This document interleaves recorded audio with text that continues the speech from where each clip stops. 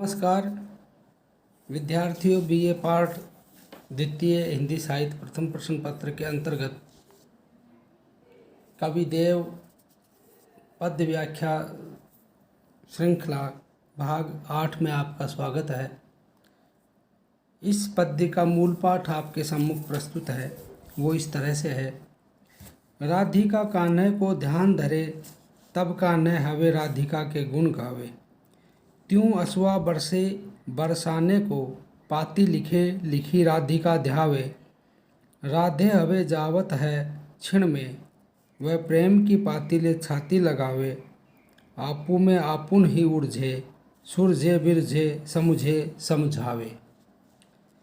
इस पद्य में कवि ने ये कहा है कि राधा कृष्ण का स्मरण करती हुई और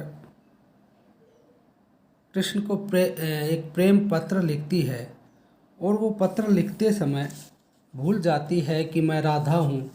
स्वयं को कृष्ण मान बैठती है और वो पत्र लिखती है।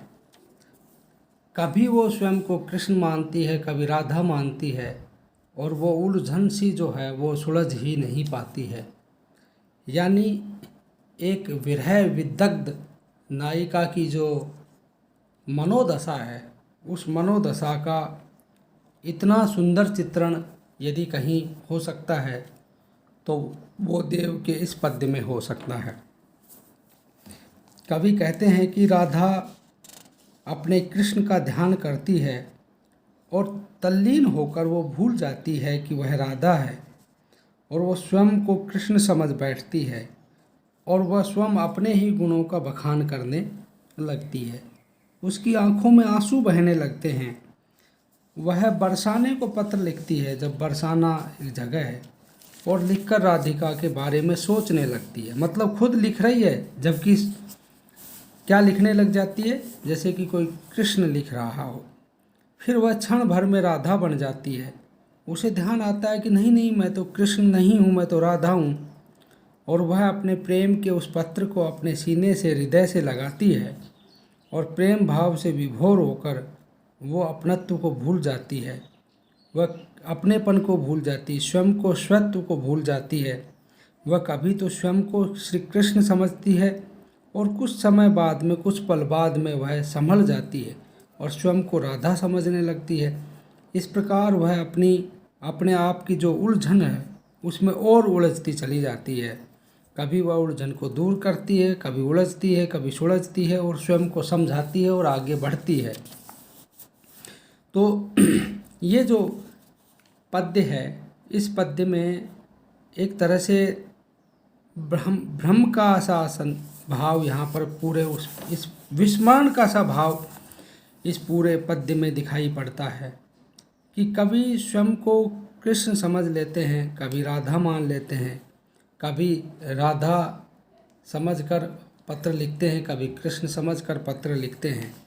और वो जो तल्लीनता की स्थिति है, उस तल्लीनता की स्थिति में कदाचित पात्रों के साथ में, नायक नायिका के साथ लगभग ऐसा ही होता है।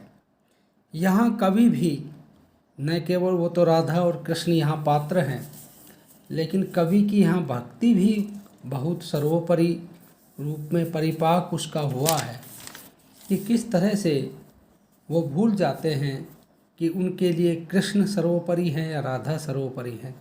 कभी वो राधा को कृष्ण समझ बैठते हैं, कभी कृष्ण को राधा समझ बैठते हैं, और ये जो विस्मरण की स्थिति है उसको वो स्मरण करते हैं।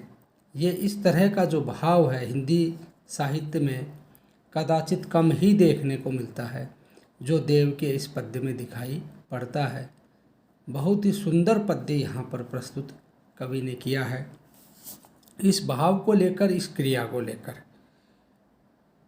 अनुप्रास और यमक अलंकार का यहाँ पर चित्रण देखने को मिलता है, और स्मरण दशा व्यक्ति में जो विस्मरण और विस्मरण की स्थिति आती है तो किस तरह की हो सकती है, वो इससे बेहतर पद्य नहीं है। तो स्मरण दशा का बहुत ही सुंदर पद्य ये है, न केवल देव का बल्कि हिंदी साहित्य की ये अमूल्य धरोहर कह सकते हैं।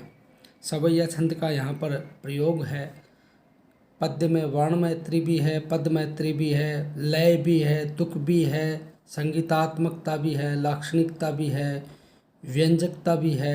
यानी तमाम जो हमारे काव्यांग हैं उनमें काफ़ी कुछ की अवतारणा यहाँ पर देखी जा सकती है। माधुर्य काव्य गुण है, वैदर्भी रीति है, शांत और भक्ति रस का यहाँ पर पुट है, परिपाक हुआ है। इस तरह से ये बहुत ही महत्वपूर्ण पद्य आपके सामने सम्मुख था। इसकी व्याख्या आपके सामने प्रस्तुत की गई है। धन्यवाद।